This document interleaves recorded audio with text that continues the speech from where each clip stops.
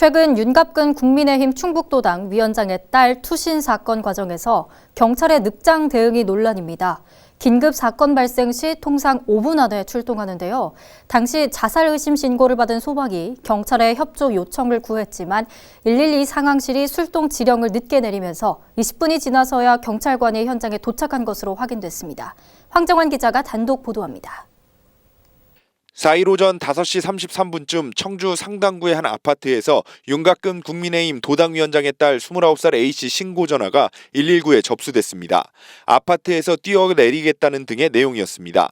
신고를 받은 충북소방본부는 긴급 상황으로 판단하고 접수 2분 뒤인 5시 35분쯤 충북경찰에 협조 요청을 했지만 관할 지구대인 용암지구대 순찰차는 5시 55분쯤 현장에 도착했습니다. 소방 공동대응 요청이 들어온 뒤 20분이 지나서야 경찰이 도착한 것인데 이미 A씨는 15층짜리 아파트 7층에서 투신한 뒤였습니다. 왜 경찰은 협조 요청을 받고도 20분이 지나서야 현장에 도착했을까? 취재 결과 당시 충북경찰청 112 상황실 근무 직원이 상당 경찰서에 지령을 14분 늦게 한 것으로 확인됐습니다. 이후 코드원 긴급 지령에 따라 용암지구대 소속 경찰들이 현장에 4분 만에 도착했지만 사고를 막지는 못했습니다. 상황실 대응이 늦어지며 경찰이 투신 직전 A씨를 설득할 기회조차 날린 겁니다. 이에 대해 경찰은 잘못을 인정하고 해당 직원이 업무가 미숙했다고 해명했습니다. 공동 요청이 들어왔을 당시 직원이 야간 상황을 취합하느라 10분 넘게 모니터링 업무를 제대로 못했다는 겁니다. 또 노후화로 인해 지난해 바뀐 112 신고 시스템도 문제입니다. 기존에는 공동 대응 협조 요청이 들어오면 상황실과 신고 주소지 기준 관할 경찰서에 접수가 됐지만 현 시스템에서는 관할 경찰서에는 동시 통보가 되지 않는 겁니다.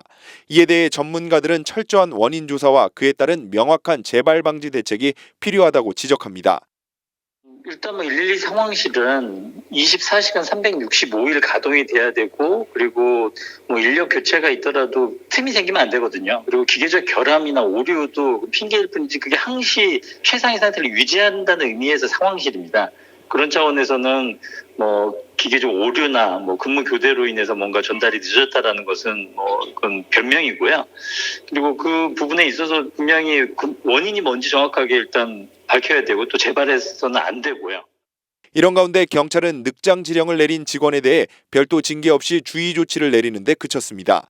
지난해 충북경찰의 112 긴급 상황 출동 시간은 평균 5분 46초, 전국 평균 5분 5초를 밑돌며 최하위권에 머무른 가운데 재발 방지를 위한 출동 체계 점검이 시급해 보입니다. HCN 뉴스 황정환입니다.